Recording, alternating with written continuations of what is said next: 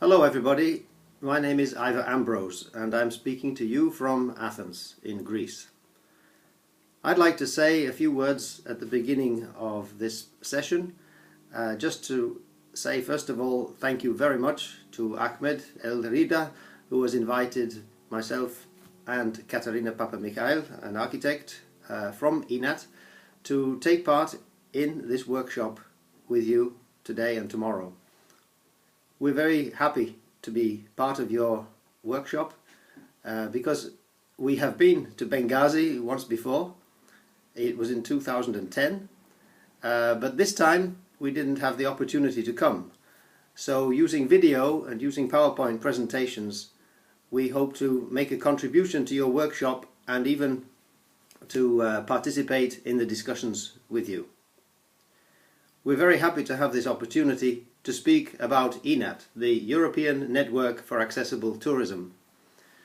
I'm the Managing Director of INAT, and my job is really to try to make the network function, to give the members the possibility to learn more about accessible tourism and to share their experience about accessible tourism. In this workshop we'll be presenting and discussing with you what accessible tourism really means and why it's important for every tourist to have the opportunity to participate in tourism.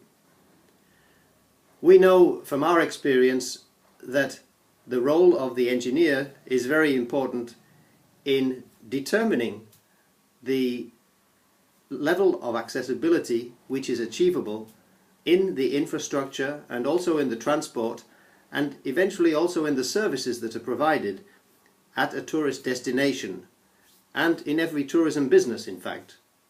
So we'll be focusing on the main interests that you have, I hope, in buildings, in infrastructure, in transportation, but also in the services and in the marketing of accessible tourism, which must be part of the whole strategy that is built up around the tourism sector.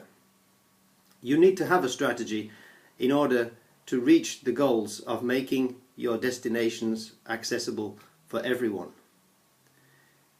What we'll be talking about is our experience in creating possibilities for improvements in hotels, in resorts, even in access to places like beaches, to historical monuments, and to a whole range of facilities that are required by tourists. Because tourists, of course, they want to experience a different kind of environment when they come on holiday or when they come for business. They want to experience the different culture and the different quality of life that is available and that is of interest to them. They come to learn something about the place they stay in. But if you have a disability, or if you have any kind of access requirements which can restrict your movement or restrict your understanding of a place and the people there, this can be a barrier to having a good experience, and these kind of barriers are the ones that we're trying to address. It says on the banner behind me here that INAT is working together to make tourism in Europe accessible for all, but we certainly also work to promote accessible tourism around the world. We have now an office in Amman in Jordan for the Middle East, North Africa region.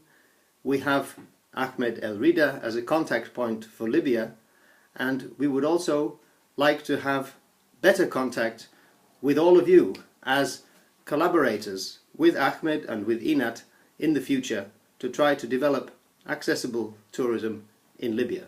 So thank you very much for inviting us to take part in this workshop with you. We look forward to discussing with you the points of interest that arise in the next couple of days.